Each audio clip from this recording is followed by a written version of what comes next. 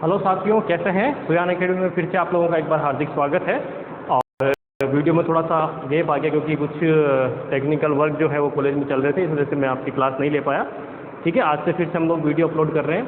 और हमारी जो फर्स्ट ग्रेड की जो वीडियो लेक्चर सीरीज थी, इसके अंदर हम लोग जो है ऑप्टिक्स वाले पोर्शन में चल रहे थे, जहाँ पे मैंने आपको व्यतिकरण यानी कि इंटरफेरेंस वाला जो कंसेप्ट है वो कंप्लीट पिछले वीडियो में करवा दिया था। उसमें कुछ न्यूमेरिकल क्वेश्चन किस तरह के बनते हैं फ्रिंज वगैरह पे, वो हमने देख लिए थे। ठीक है, देन उसके बाद आज जो हमारा टॉपिक रहने वाला है वो रहने वाला डिफ्रैक्शन यानी कि विवर्तन। ठीक है, अब हम जो आगे पढ़ने वाले किसके बारे में, विवर्तन के बारे में पढ़ने वाले हैं। ठीक है, विवर्तन इंग्लिश में इसे कहेंगे डिफ्रैक्शन। ठीक है, क्या कहेंगे, डिफ्रैक्शन यानी कि विवर्तन, है ना। तो विवर्तन के बारे में पढ़ेंगे। विवर्तन जो है वो दो टाइप के होते हैं, है ना। कितने टाइप के होते हैं, दो टाइप के विवर्तन होते हैं। पहले तो विवर्तन होता क्या उसकी बात देख लेते हैं ना। विवर्तन का मतलब है कि जब कोई भी रे आती है या फिर किसी कोई वेव आती है, लाइट की वेव जो है, वो वेव अगर मान लीजिए किसी ऑब्स्टेकल पे है, ऑब्स्टेकल मतलब कोई उसके सामने आपने क्या रख दिया है, कोई अवरोध रख दिया, ऑब्स्टेकल रख दिया है, या अपार्चर, अपार्चर का मतलब कोई छिद्र है।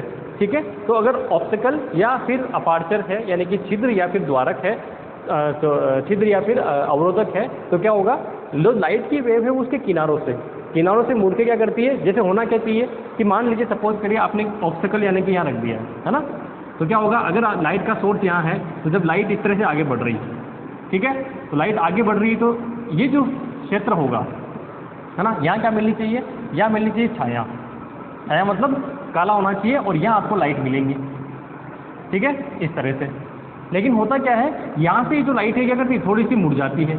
ठीक है, तो ये आपको क्या मिलेगी, यहाँ पे भी जो आपको इस वाले एरिया के अंदर लाइट मिलेगी, जबकि लाइट ज्योमेट्रिकली नहीं मिलनी चाहिए। इसका उल्टा देख लीजिए कि आपने क्या किया है, एक छिद्र बनाया है।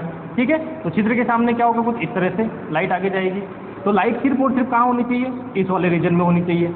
इस वाले रीजन में लाइट नहीं होनी चाहिए। फिर भी क्या, यहाँ थोड़ी सी मुड़ जाती है और आपको लाइट जो है कैसे मिलती है, इस तरह से मिलती है। तो ये जो मिल रही है यानी कि जो लाइट है वो क्या कर रही है, उसके किनारों से, चाहे आपके ऑब्स्टेकल यानी कि अवरोधक हो, अपार्चर यानी कि छिद्र हो, उसके किनारों से क्या कर रही है, लाइट मुड़ जाती है। तो उसे क्या कहते हैं, इस घटना को, इस इंसिडेंट को, इस फिनोमिना को क्या बोलते हैं, डिफ्रैक्शन यानी कि विवर्तन बोलते हैं। ठीक है, अब ये जो विवर्तन होता है इसके बारे में देखेंगे कितने टाइप का होता है। पहले तो हमें दो टाइप का विवर्तन पढ़ना है, उसके अंदर आपके फ्रेनेल विवर्तन पे न्यूमेरिकल क्वेश्चंस बहुत आने की संभावना रहती है। फ्रॉनहोफर जो विवर्तन है उस पर डायरेक्ट फॉर्मूला आने की संभावना रहती है। ठीक है ना।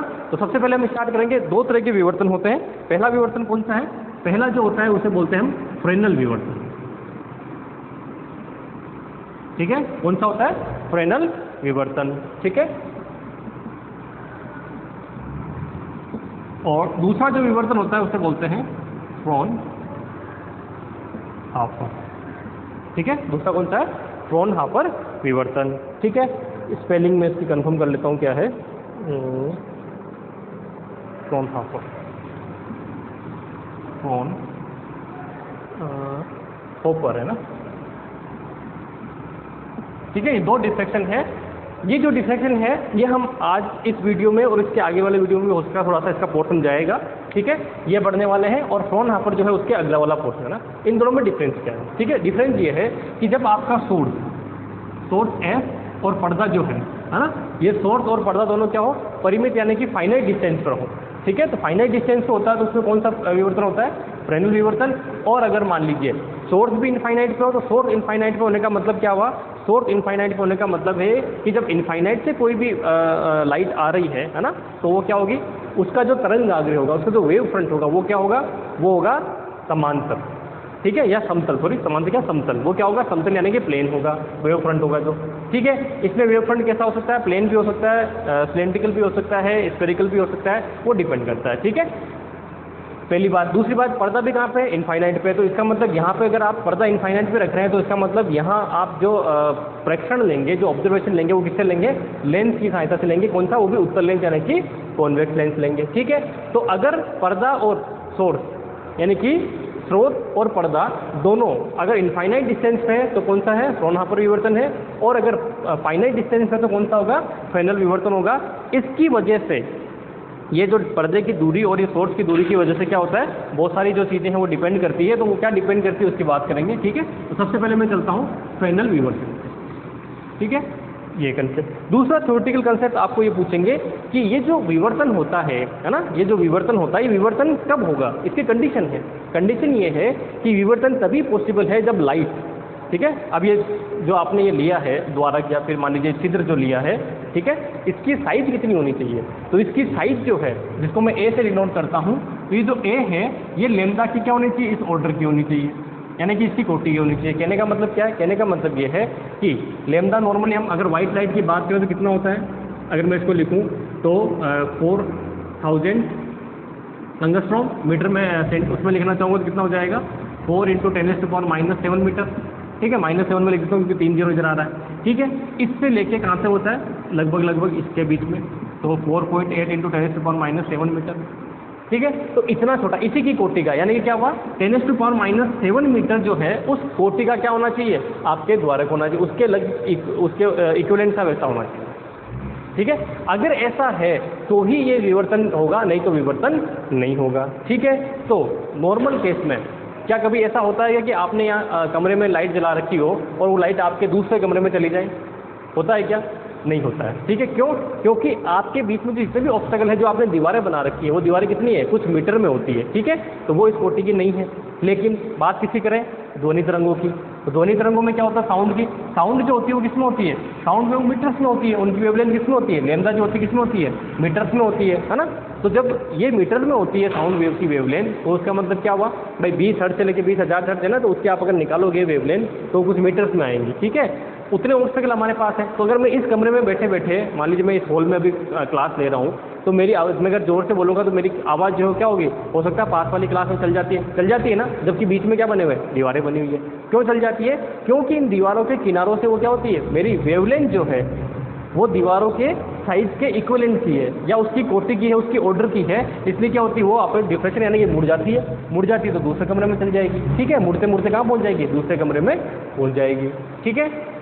आगे समझ में। तो कुल मिला के क्या है, जो हम अगर विवर्तन की बात करते हैं तो विवर्तन के लिए सबसे पहली कंडीशन है, जो भी आप छिद्र या ऑब्स्टेकल ले रहे हैं, वो जो ऑब्स्टेकल होगा, वो द्वारक होगा, वो अवरोधक होगा, उसकी कोटि, उसकी साइज, उसकी जो साइज है वो आप जिस वेव को यूज़ करो उस वेवलेंथ के क्या होनी चाहिए, उस ऑर्डर की होनी चाहिए, ठीक है। ये कंडीशन आ गई समझ में। ये थ्योरेटिकल कंडीशन है, अगर ये नहीं है तो इसका मतलब विवर्तन नहीं होगा। इसलिए लाइट का जो विवर्तन है वो हम अपने नॉर्मल इसमें नहीं देखते हैं, ठीक है, लेकिन ध्वनि जो है उसका विवर्तन हम लोग देख पाते हैं, ठीक है। चलिए, तो अब जो है हम लोग स्टार्ट करते हैं सबसे पहले फ्रेनेल विवर्तन की। फ्रेनेल विवर्तन में हमें क्या क्या पढ़ना है, ठीक है। चलिए, तो मैं सिंपल एक केस ले रहा हूँ। जब आप फ्रेनेल विवर्तन पढ़ेंगे तो फ्रेनेल विवर्तन में अर्धावर्ती कटिबंध जिनको बोलते हैं फ्रेनल, ठीक है, अर्धावर्ती कटिबंध यानी कि हाफ पीरियड जोन जो होते हैं वो सबसे इंपॉर्टेंट होते हैं, और वहाँ से एक क्वेश्चन बनता है, ठीक है।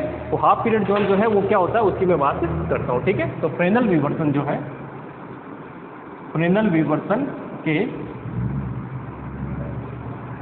अर्ध आवर्ती कटिबंध, ठीक है, ये कहेंगे half period zone of Fresnel diffraction,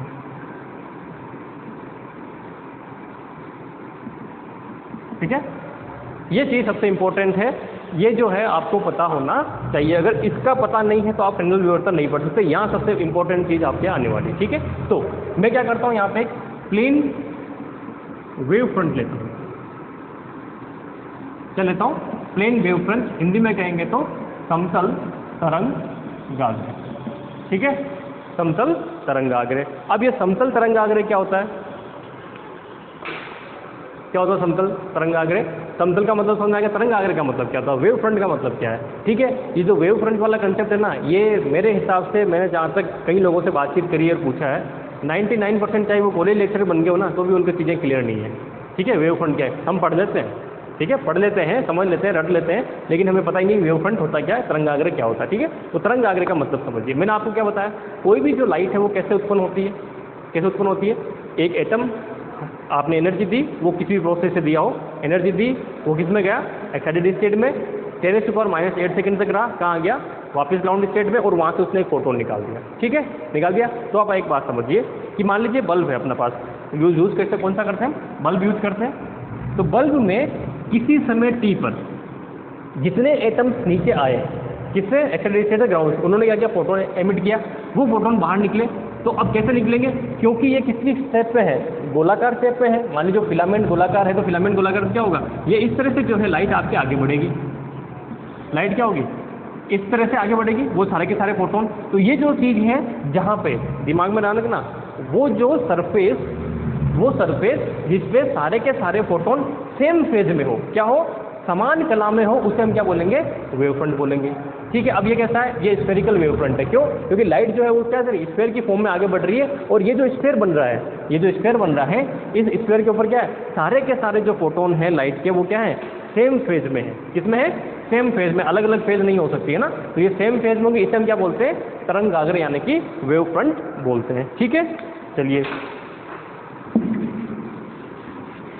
अब समतल तरंगाग्र का मतलब क्या है, समतल तरंगाग्र का मतलब है कि एक इस तरह से ये हमारे पास प्लेन होगा, ठीक है, इस प्लेन पे जितने भी फोटोन्स हैं, इस प्लेन पे जितने भी फोटोन्स हैं, उन सब की वेव है ना, उन सब की क्या है, उन सब की जो कला है वो क्या है, सेम है, उनकी सबकी फेज क्या है, सेम है। ठीक है, सेम होने का मतलब अगर मान लीजिए किसी टाइम पे उसकी ऐसी वेव बन रही तो अगले की भी ऐसी बन रही है, फिर अगले की भी ऐसी बन रही है, सेम बन रही है सबकी। ठीक है, तो ये सब इनके सबकी जो है इसको क्या बोलते हैं, सेम फेज में होना, है ना। या स्टार्टिंग मान लीजिए उसकी क्या हो रही है, यहाँ से हो रही है, तो सबकी यहीं से हो रही है, सारे के सारे, तो आपस में क्या होता है, जुड़ जाते हैं। इंटेंसिटी उनकी जो भी रहती है वो बाद में देखेंगे अपन। ठीक है, तो इसके जो सेंटर है ना, इसके सेंटर से मुझे क्या देखना, इस वेव फ्रंट की वजह से हमें क्या ध्यान रखना कि इस वेव फ्रंट की वजह से कोई इसके सामने कोई पॉइंट P हमने लिया है, इस P पॉइंट पे इंटेंसिटी कितनी होगी, है ना, इंटेंसिटी कितनी होगी ये मुझे फाइंड आउट करनी है।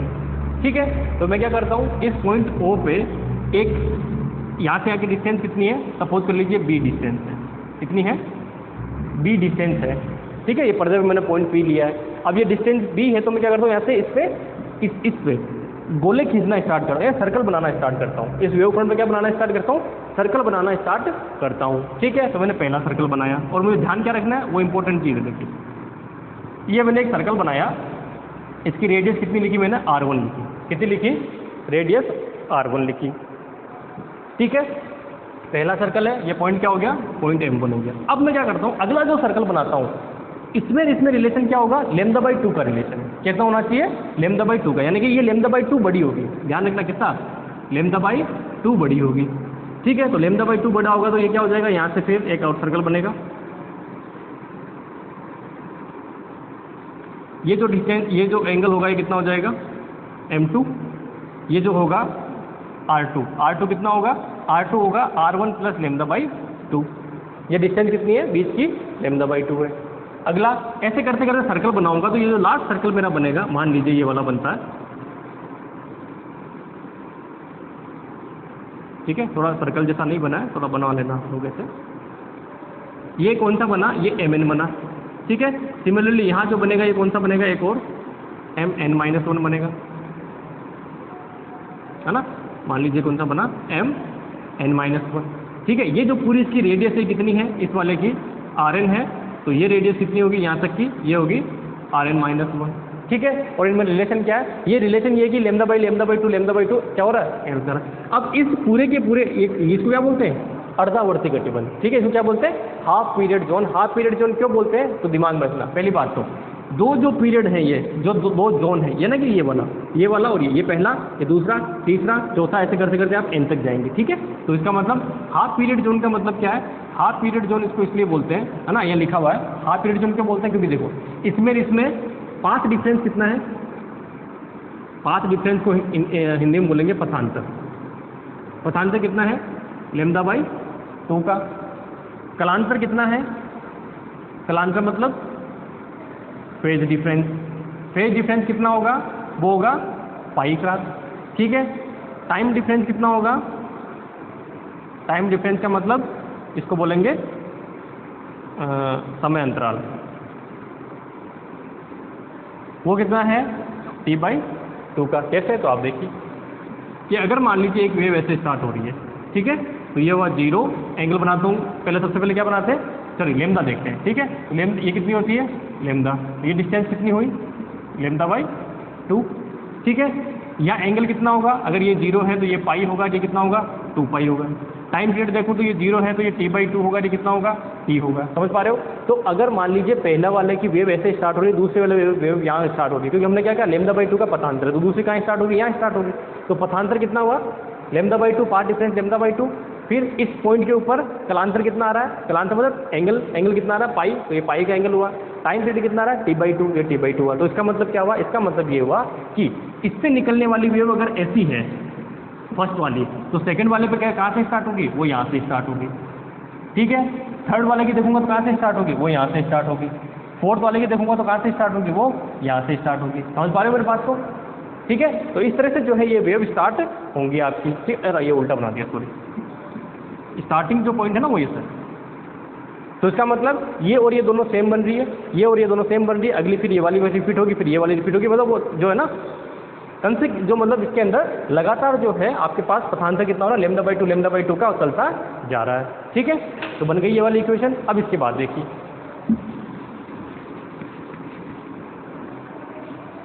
तो अब इनकी वजह से, इन अर्धावर्ती गतिबंध की वजह से इस पॉइंट P के ऊपर आपके ये जो पॉइंट P बन रहा है, इस पॉइंट P के ऊपर कितनी इंटेंसिटी रहेगी वो मुझे देखनी है। ठीक है, तो यहाँ से देखिए, ये यहाँ से गया, इस तरह से मिलाएंगे सबको।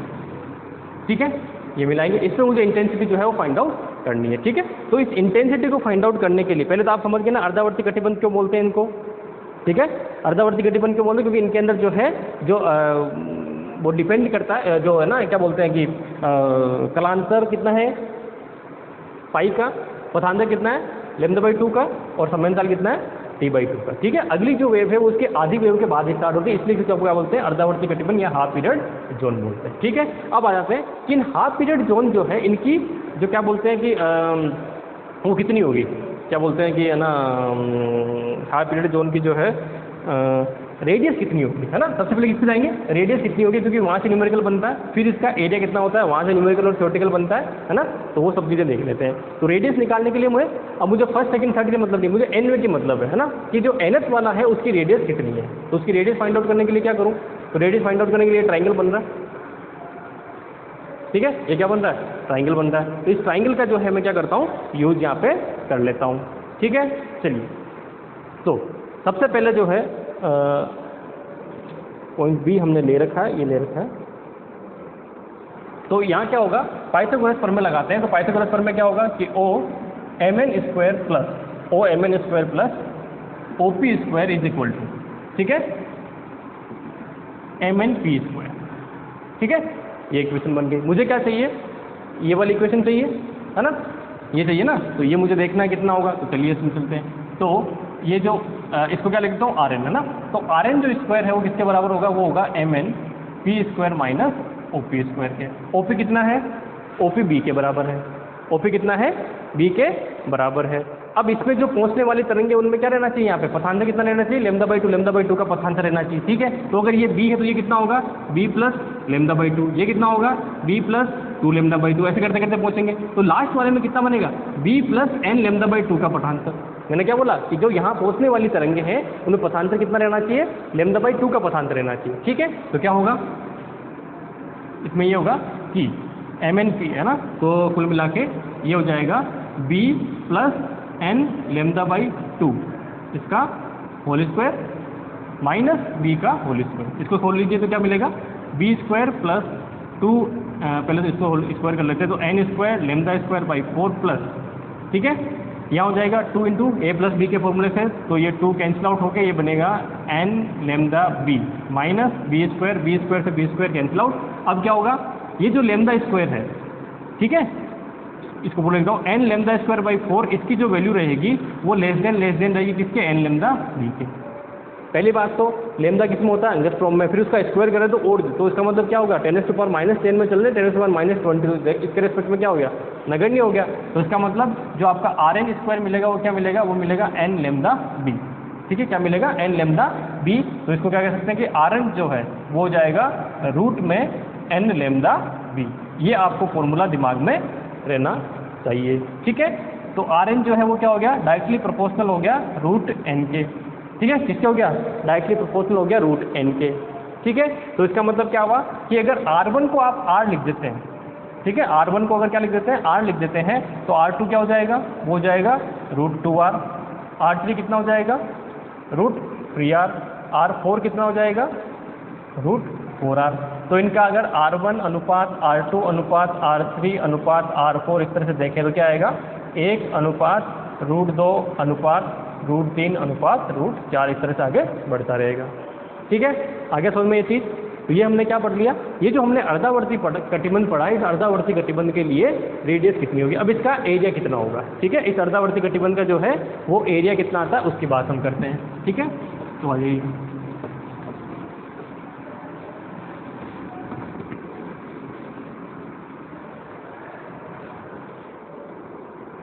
वो त्रिज्या थी, अब हम बात किसकी कर रहे हैं, एरिया की बात कर रहे हैं। ठीक है, तो मुझे किसका निकालना, nth का एरिया निकालना। तो मैं क्या करूं, जो m-1 वाला है ना, ये पूरा सर्किल बन रहा है, इस सर्किल में से सिर्फ अर्धावर्ती कटिबंध कौन सा है, n वाला, ये वाला है, जो इस तरह से आपके पास है क्या बन रही है, रिम सा बन रहा है जो ना, वो वाली होगी। तो इसका एरिया निकालने के लिए क्या करूँ, इस सर्कल का पूरे का एरिया निकाल के अंदर वाला एरिया माइनस कर देते हैं। ठीक है, तो वो क्या बन जाएगा, nth का जो है एरिया बन जाएगा। ठीक है, तो मुझे उसे an से डिनोट करता हूँ। तो वो an क्या होगा, n जो होगा वो होगा पाई Rn का square minus pi Rn minus 1 का स्क्वायर। भाई सर्कल का एरिया क्या होता है, पाई R स्क्वायर, तो उससे कर दिया हमने। ठीक है, तो अब देखिए इसके अंदर तो पाई, अब हमने क्यों की ऑलरेडी मैंने क्या बोला, Rn में वहाँ से ले चुका हूँ कि वो जो नगण्य होता है n स्क्वायर वाली टर्म, तो मैं क्या करता हूँ इसमें सीधी सीधी वो देख लेता हूँ, पाई Rn स्क्वायर कितना होगा, तो n लैम्डा b होगा, माइनस ये कितना हो जाएगा, पाई है ना, n-1 लैम्डा b हो जाएगा। भाई n लैम्डा b फॉर्मूला इसका है, n-1 का क्या हो जाएगा, n-1 लैम्डा b। ठीक है, तो ये आप सोल्व करोगे तो हो जाएगा n pi lambda b minus n pi lambda b minus minus plus pi b lambda. ठीक है, ये कैंसिल आउट हो गए, ये जो आपको मिलेगा ये मिलेगा पाई b लैम्डा। ठीक है, तो क्या अर्धावर्ती कटिबंध जो है, अर्धावर्ती कटिबंध जो है इसके, उसका एरिया n पे डिपेंड कर रहा है क्या, नहीं कर रहा। वो क्या रहेगा, कौन कि आपने अगर ये डिस्टेंस फिक्स कर दी है इस पॉइंट पे जहाँ पे आप इसकी वो रेडियस निकालना चाहते हैं वो फिक्स कर दी है, प्लस आपने जो लाइट यूज़ करी वो लाइट फिक्स कर दी है, तो उसके बाद में कौन से अर्धावर्ती कटिबंध से यहाँ पे लाइट जा रही है उस चीज़ पे ये डिपेंड नहीं करता, यानी कि एरिया जो है वो डिपेंड नहीं करता, ये कॉन्स्टेंट आता है अगर आपने दिनों जो है वो फिक्स कर दिए तो। ठीक है, ये आपको दिमाग में रखना है।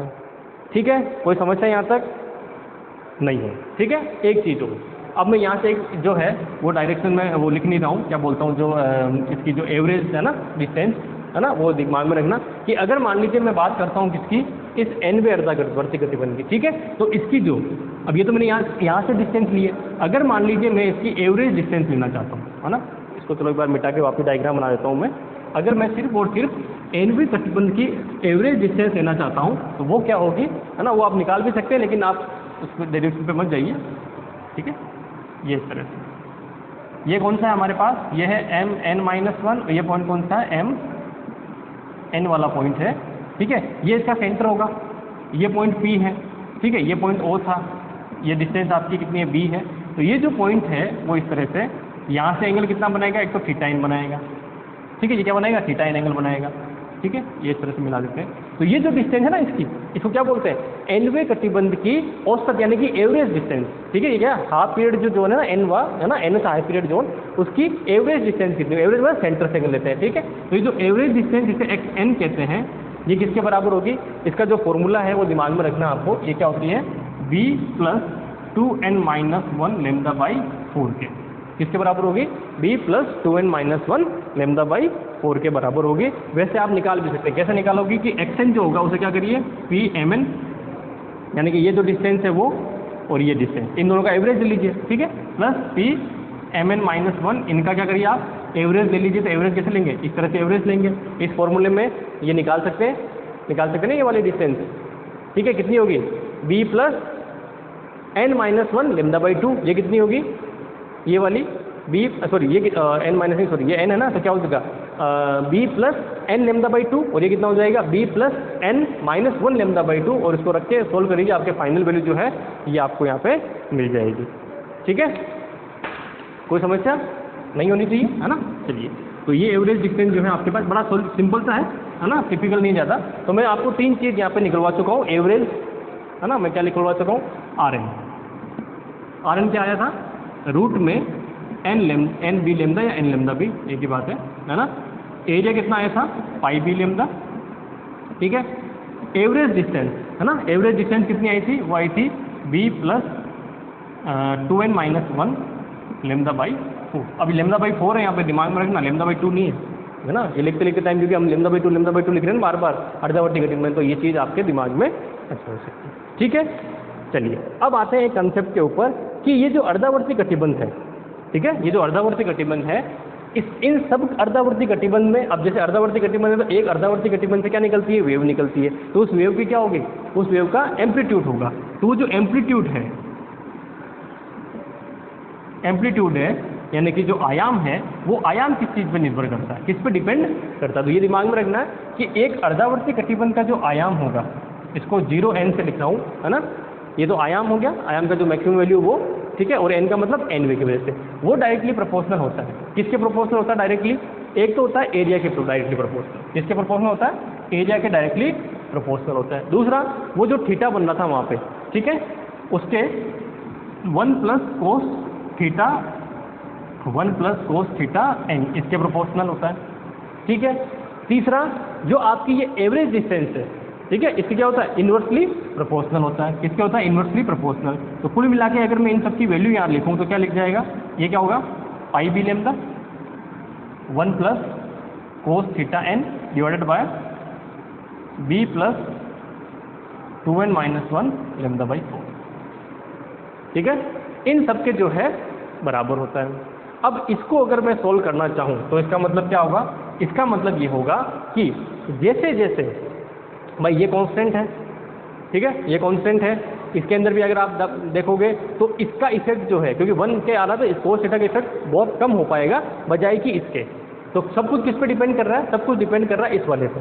ये जो है जैसे जैसे आप बढ़ाओगे, है ना, एवरेज डिस्टेंस की बात अगर मैं करता हूँ सर्कल के लिए, तो जैसे जैसे आप सर्कल से दूर जाओगे या इस पॉइंट से दूर जाते हो, है ना, वैसे वैसे ये डिस्टेंस क्या होती है, बढ़ती जाती है। अगर ये चीज़ बढ़ती जा रही है, इसका मतलब क्या हुआ, इसका मतलब ये हुआ कि ये चीज़ बढ़ती जा रही है, इसका मतलब जो आपका एम्पलीट्यूड है वो क्या होगा, कम होता जाएगा, ठीक है। समझ आप समझ आई ये चीज़।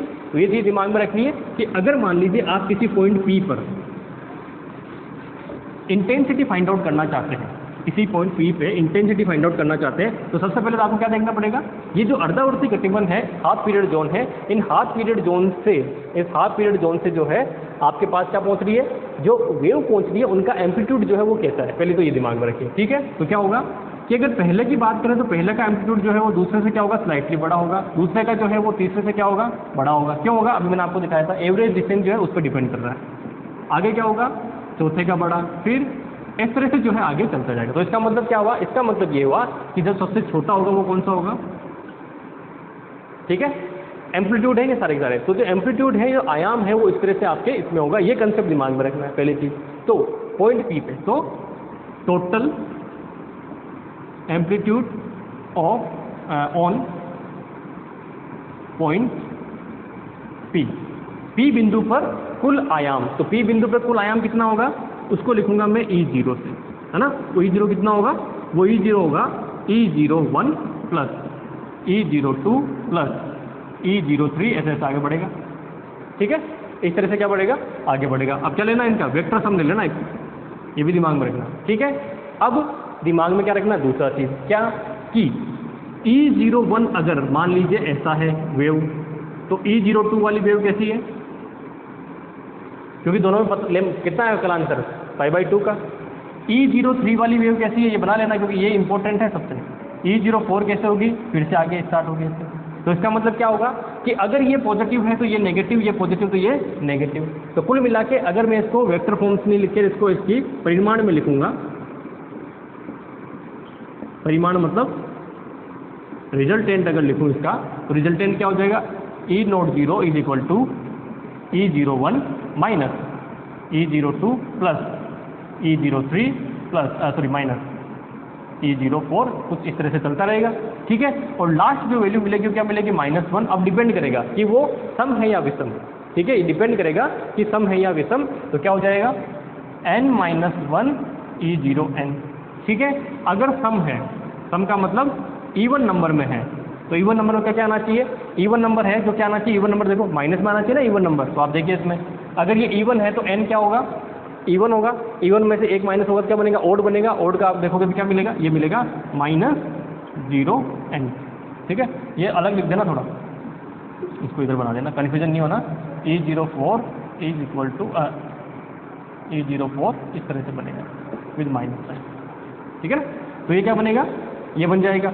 अगर ये विषम है, अर्धावर्ती कटिबंध कितने विषम है यानी कि ओड है, ओड है, उस केस में क्या हो जाएगा, तो आप यहाँ क्या रखोगे, n equal to odd, odd number में से एक माइनस करोगे तो क्या आएगा, इवन, इवन करेंगे तो इसका क्या बन जाएगा +1, तो क्या बनेगा ये आपके पास, ये बनेगा। ठीक है, आगे समझ में, तो इस पर डिपेंड करेगी ये सब चीज़ें। अब एक चीज़ और दिमाग में रखनी है कि देखो अर्धावर्ती कटिबंध से जो वेव जा रही है उसके पथांतर में क्या है, एक फिक्स जो है कलांतर या पथांतर में है ना, फिक्स डिफरेंस आ रहा है, चेंज नहीं हो रहा वो डिफरेंस। तो इसका मतलब क्या हुआ, वो डिफरेंस एक जैसा आ रहा है। इसका मतलब क्या है कि एक जैसे मान लीजिए, सपोज करिए आपके पास ये नंबर है इस तरह से 2 3 4 ऐसे मान लीजिए नंबर आ रहा है ना, 2 3 4 है ना, इस तरह से नंबर है, इक्वल इक्वल चेंजेस हो रहा है सब में। तो मैं 2 को क्या लिख सकता हूँ, 2 को 1 + 3/2 लिख सकता हूँ, नहीं लिख सकता हूँ। तो आप देखिए कितना आएगा, 4 को क्या लिख सकता हूँ, 4 को लिख सकता हूँ 3 यानी कि पहले वाला नंबर इसके बाद वाला नंबर डिवाइडेड बाई 2, तो कितना हुआ 4 लिख सकता हूँ ना इस तरह से। तो यही वही चीज़ मैं यहाँ कर सकता हूँ, क्या कर सकता हूँ कि मैं जो है E02 है उसको लिख सकता हूँ, क्या लिख सकता हूँ, E01 + E03 डिवाइडेड बाय 2 लिख सकता हूँ। सिमिलरली E04 जो है उसको क्या लिख सकता हूँ, E03 + E05/2।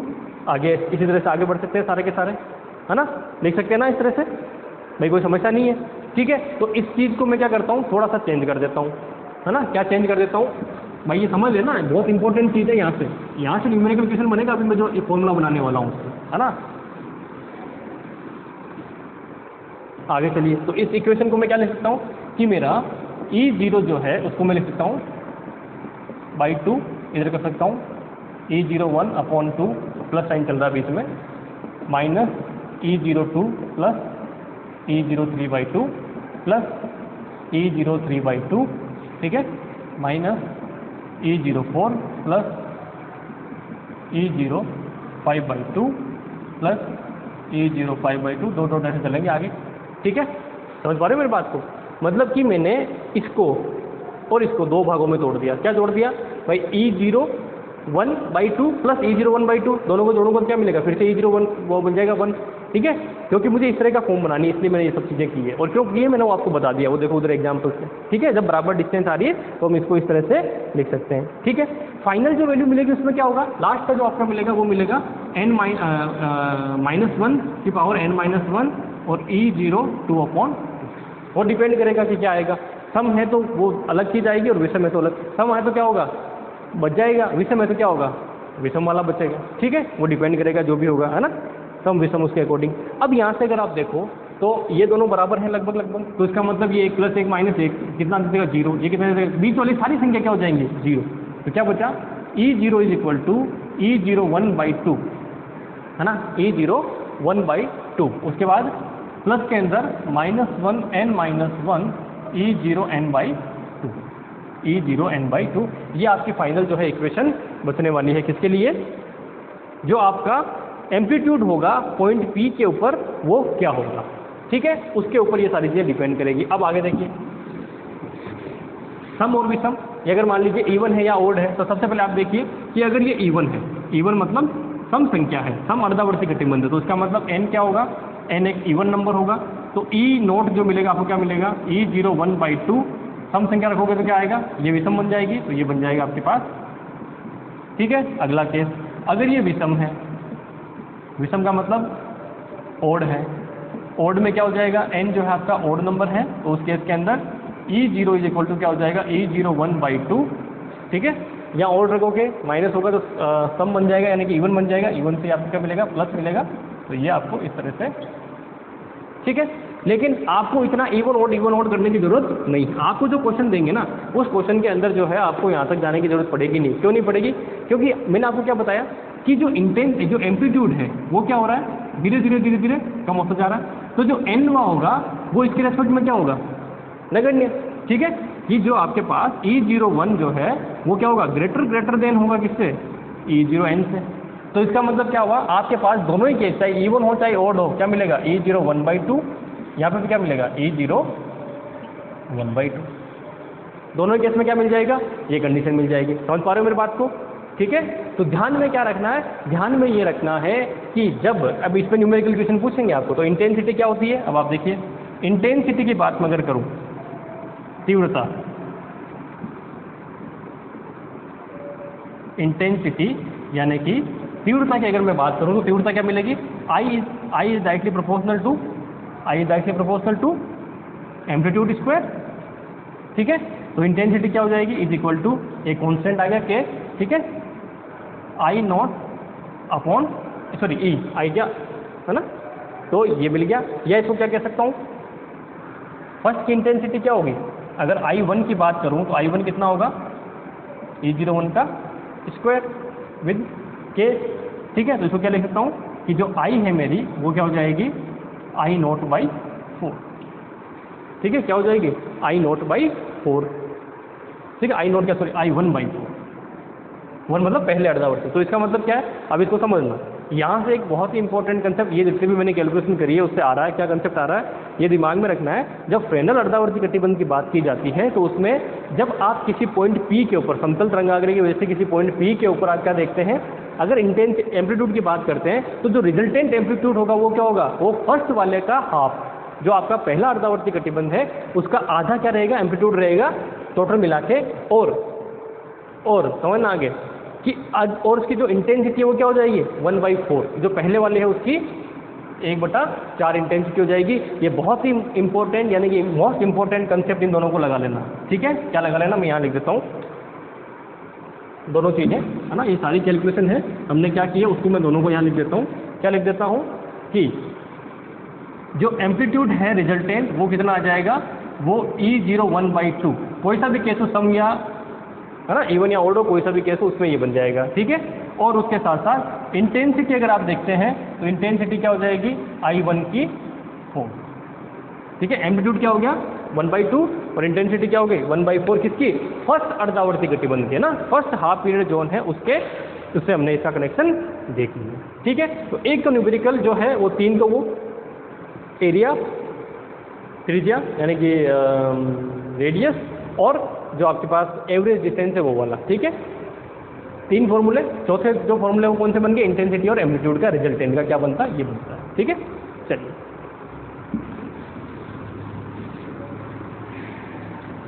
इस पे न्यूमेरिकल आता है और इस पे न्यूमेरिकल आता है, वो छोड़ के आते हैं ये वाला, ठीक है। अब ऐसे ही हम आगे बढ़ेंगे कि मान लीजिए कि है ना, सपोज करिए आपके पास जो ये क्या बोलते हैं, जो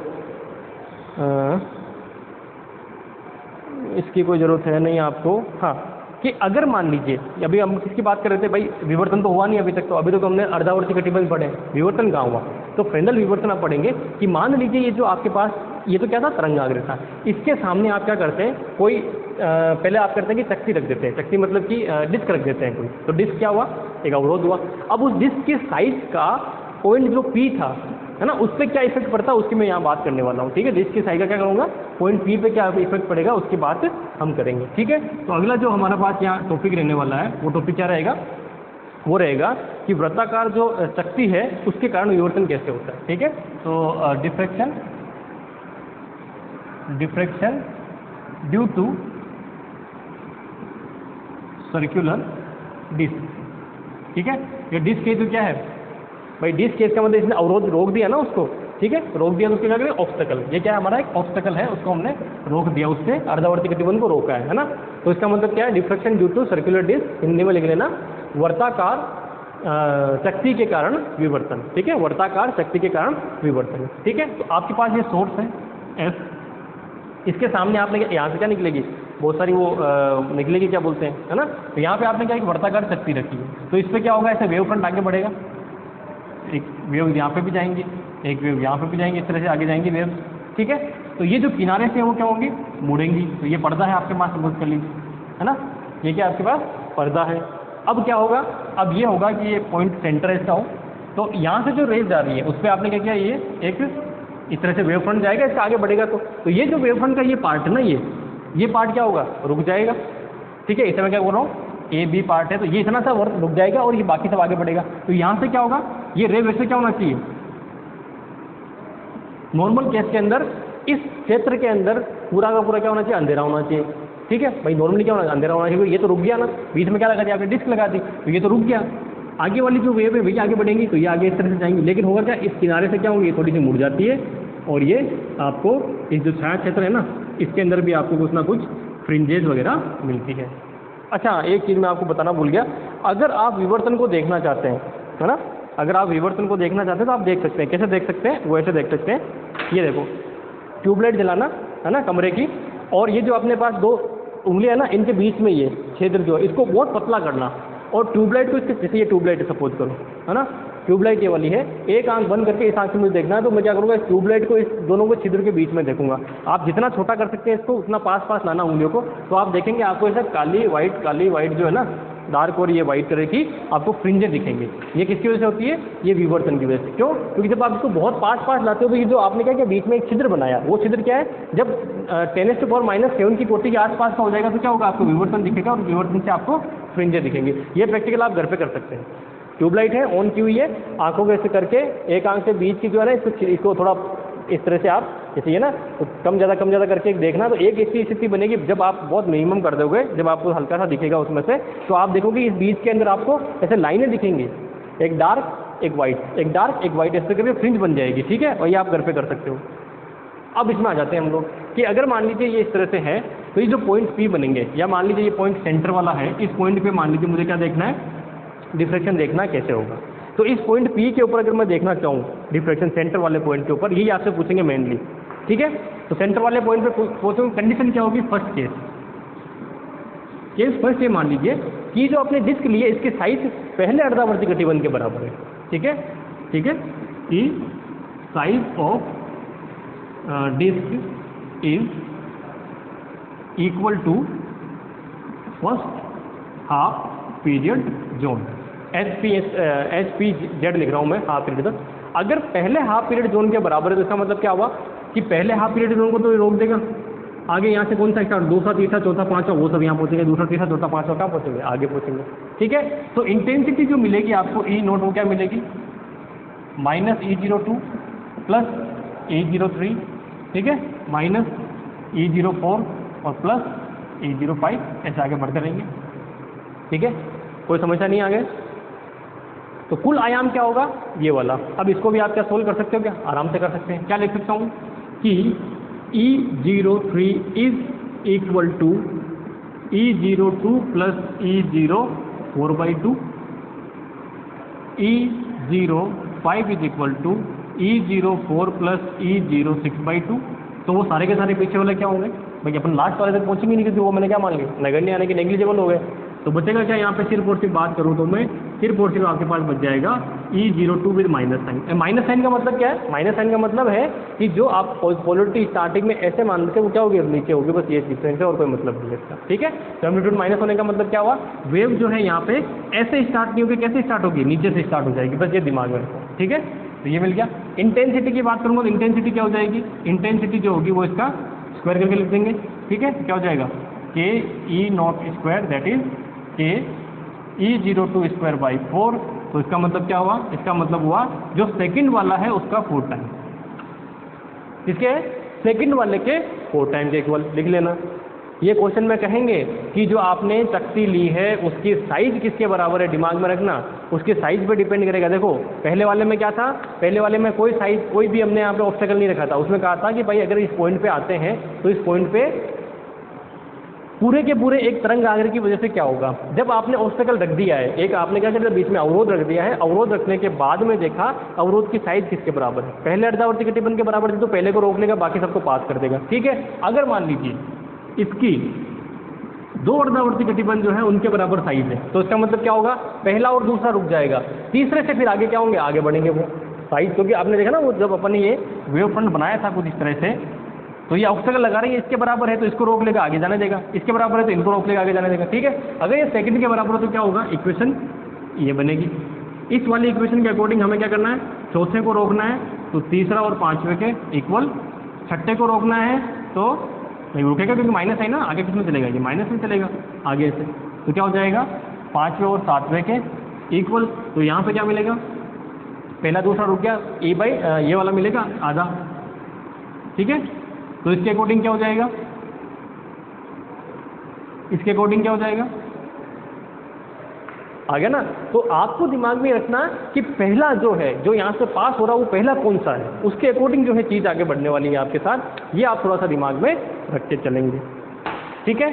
हो गया। तो जब ऑब्स्टेकल यानी कि अवरोध आ रहा तो ये इस तरह से हुआ। अब मान लीजिए इसका उल्टा करते हैं कि यहाँ मान लो छिद्र हो, छिद्र क्या हो, छिद्र हो यानी कि एक आपने क्या बना दिया, होल बना दिया है, अपार्चर बना दिया है, उसके अगर हो तो उस केस में क्या बनेगी, उसकी हम बात यहाँ पे करते हैं, ठीक है।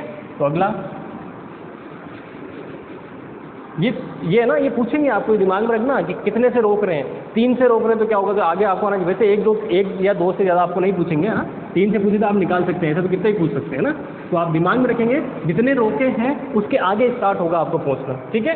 तो यहाँ क्या होगा, diffraction due to circular disc की बजाय अब हम लिखेंगे अगला जो हमारा रहेगा छिद्र की वजह से, तो ये हो जाएगा सर्कुलर अपार्चर की वजह से, है ना। तो ड्यू टू सर्कुलर अपार्चर, ठीक है। सर्कुलर अपार्चर मतलब वृत्ताकार छिद्र, है ना। तो वृत्ताकार छिद्र के कारण विवर्तन, ठीक है। अब छिद्र के कारण विवर्तन, इसका मतलब ये सोर्स एस है, आपने यहाँ क्या बनाया, एक छिद्र बनाया इस तरह से, बाकी सब रुका हुआ है, तो ये वेव फ्रंट ऐसे आके यहाँ पे होगा, है ना। तो ये आपके पास पॉइंट पी यहाँ मिलेगा, इस तरह से आपके पास वेव्स बनेंगी।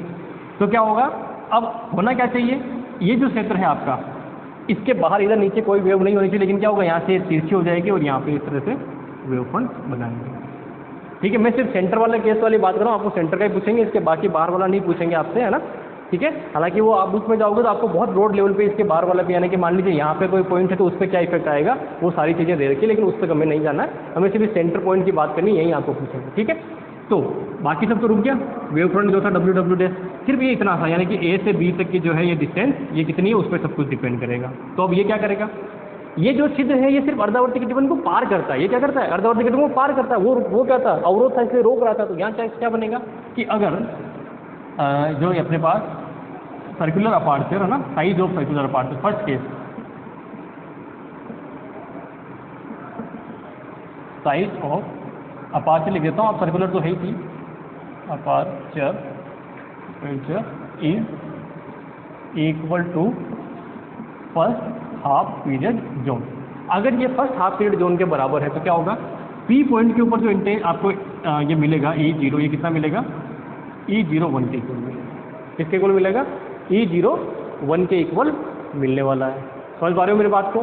तो E0 1 के इक्वल मिलने वाला है, तो इसका मतलब क्या हुआ, इसका मतलब ये हुआ कि ये इसके बराबर हो गया। अब देखो हाफ नहीं आ रहा, यहाँ पे जब रोक रहे हैं तब क्या आ रहा है, E0/2 आ रहा है, लेकिन यहाँ 2 नहीं आ रहा है, क्योंकि बाकी सबको तो रोक ही दिया उसने।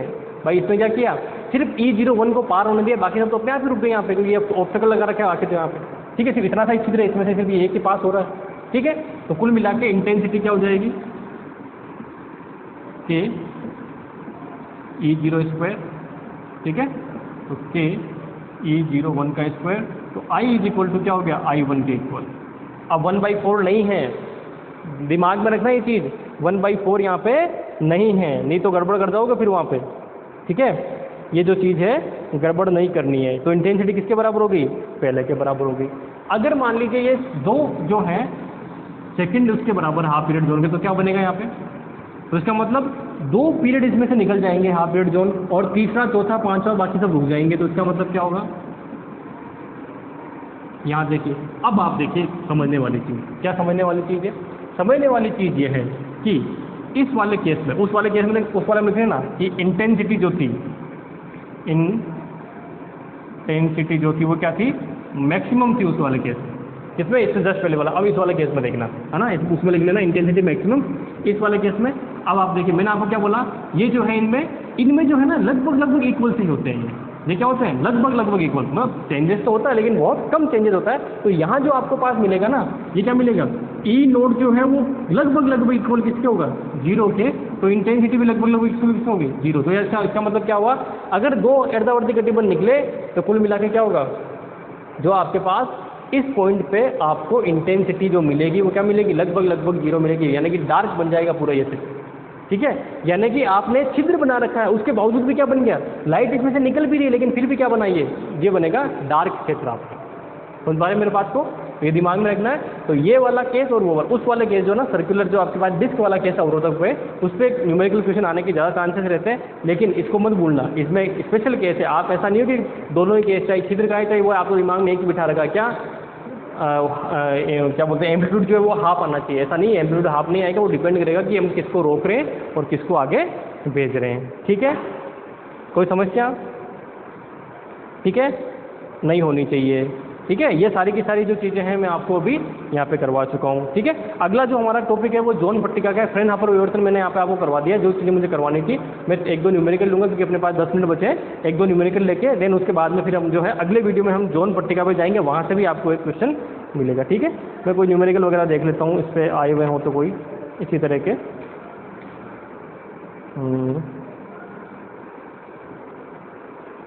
चलिए ये क्वेश्चन देखते हैं।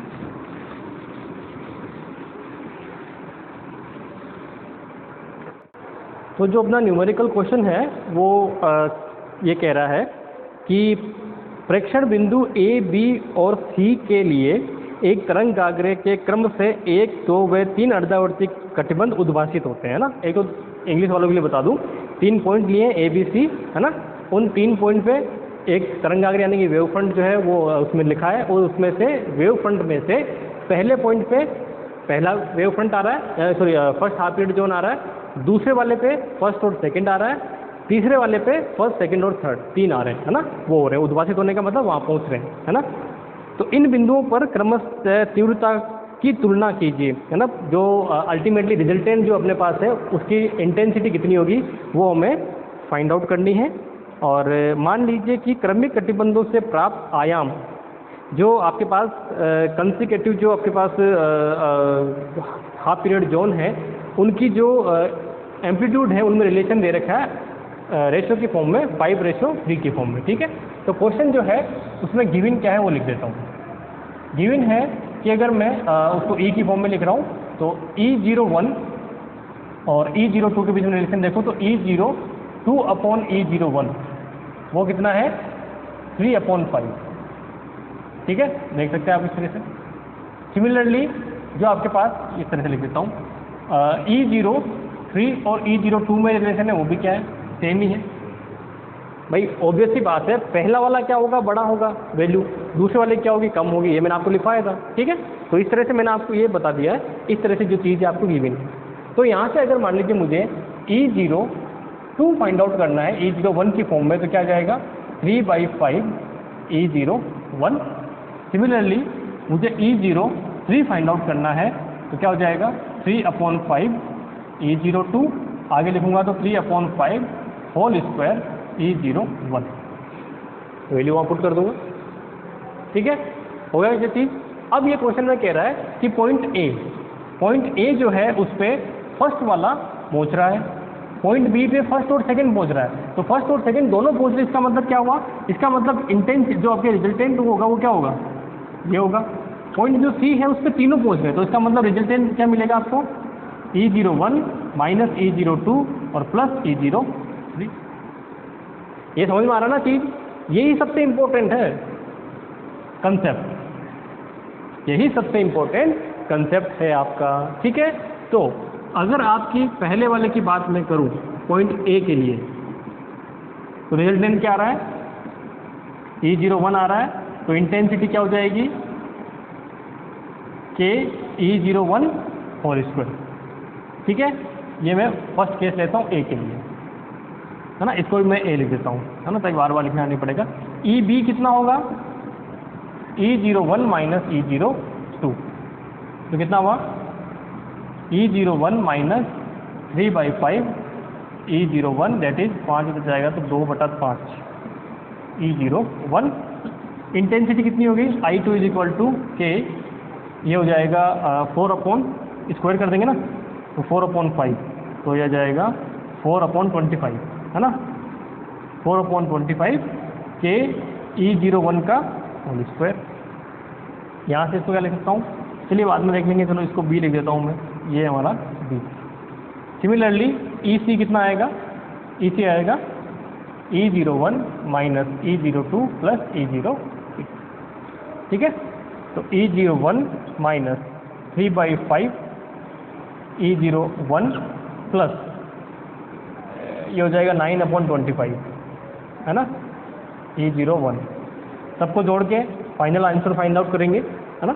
तो फाइनल आंसर फाइंड आउट करेंगे तो मैं इसको इससे कर सकता हूँ ना, तो ये हो जाएगा 25 E01 माइनस